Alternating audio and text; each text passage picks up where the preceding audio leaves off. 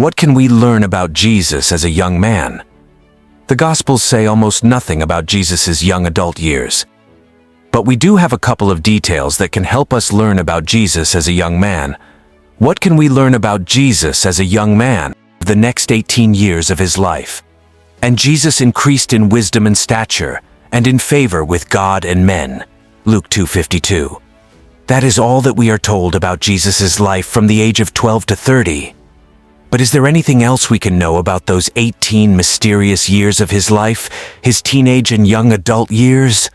Though we don't have specific details about this period of his life, we can put some pieces together from other information we are given in the Gospels. Jesus the carpenter. In Mark 6, we read about Jesus' visit to his hometown of Nazareth early in his ministry. To sum it up, it didn't go well. We are told that after hearing him preach a powerful message in their synagogue, the people were amazed and offended at the depth and power of his preaching. Mark records that many of the people said, "Where did this man get these things? And what wisdom is this which is given to him, that such mighty works are performed by his hands?"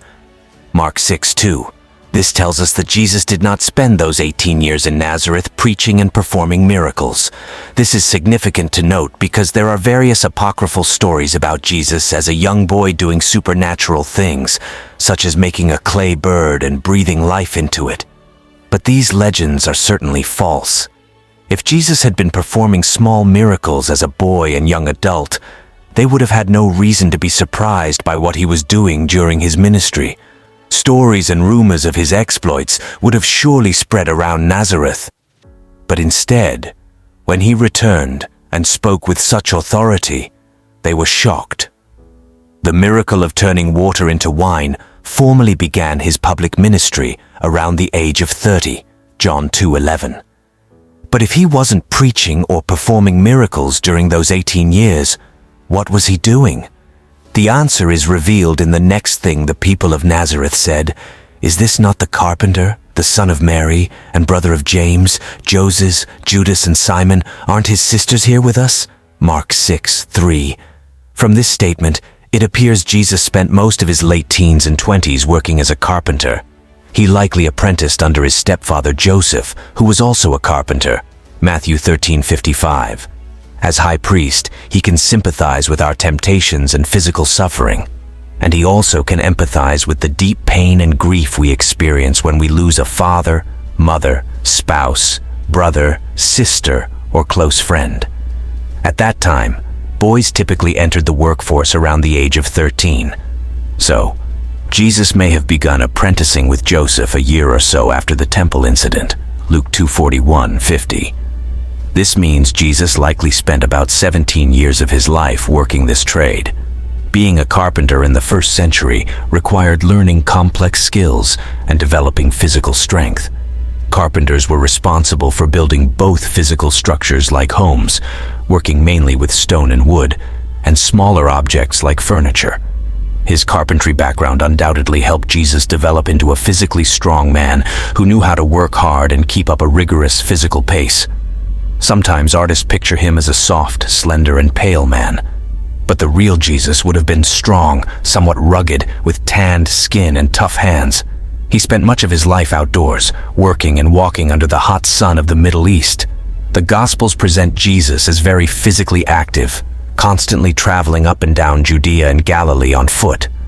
Not only did he constantly travel, but he frequently climbed mountains and hills, could survive for extended periods of time in the wilderness, and even had the strength to physically remove unsavory people from the temple. He had stamina that allowed him to maintain a challenging schedule. We read that when he needed to address something, he turned around, Mark 8:33, Luke 7:9, implying that he typically walked ahead of the disciples. The point is, working for about 17 years as a carpenter helped Jesus become physically fit. But being a skilled carpenter would also have had an impact on his mind. Skilled carpenters develop strong mental skills that help them solve problems, think outside the box, plan, and mentally envision different outcomes.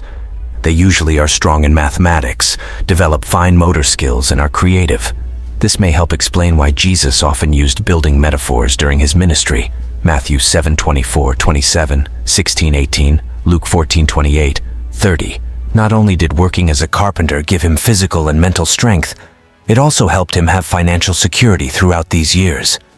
It seems Jesus owned a home in Capernaum, Mark 2:1, and wore quality clothes, John 19:23. He wasn't wealthy, but he wasn't poor either.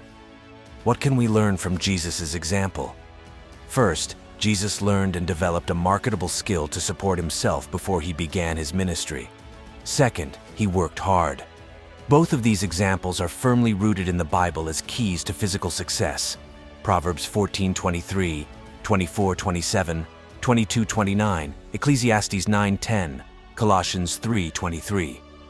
Young people can learn from his example and prepare themselves for a career, get a job, and work hard. To learn more about Jesus' physical appearance, read What Did and Didn't Jesus Look Like? Jesus experienced loss. There's a second thing we can deduce from these years of his life. At some point during these years, his stepfather and mentor Joseph died. The Gospels make no more mention of Joseph after Jesus' ministry began. We read about Jesus' mother Mary, but Joseph is noticeably absent. His absence during Jesus' ministry means Joseph likely died sometime during these 18 years of Jesus' life. Immediately before his death at Golgotha, Jesus asked John, the son of Zebedee, to care for his mother, John 19:26. That Jesus was concerned she be cared for implies she was a widow. We are not told how or when Joseph died, but his death likely occurred when Jesus was in his 20s.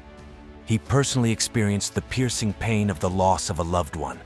The Messiah was prophesied to be a man of sorrows and acquainted with grief, Isaiah 53:3. The loss of his stepfather and mentor was likely a part of the grief he experienced in his life. His experiences contributed to his service as our high priest in heaven today, Hebrews 4:14-16. As high priest, he can sympathize with our temptations and physical suffering. And he also can empathize with the deep pain and grief we experience when we lose a father, mother, spouse, brother, sister, or close friend.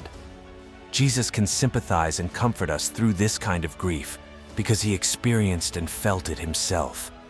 Jesus trusted his Father's will. We don't know the circumstances of Joseph's death, but whatever happened, Jesus trusted God's decision not to heal or resurrect Joseph at that time. Later in his life, Jesus would teach his disciples to pray, "Your will be done," Matthew 6:10. He expressed this same trust in God's will at the end of his life, Luke 22:42. Experiencing the death of a loved one is one of the hardest times in a person's life, but we can follow Jesus' example in trusting God during these times. Why can't we know more? The Apostle John wrote an interesting statement that helps explain why we don't have many other details about this period of Jesus' life. And there are also many other things that Jesus did, which if they were written one by one, I suppose that even the world itself could not contain the books that would be written. John 21:25. Simply put, if we had a comprehensive biography of Jesus' life from birth to death, we would need thousands of pages and multiple volumes to hold it. Though we would love to have more details about his life, we can be assured we have all we need to know to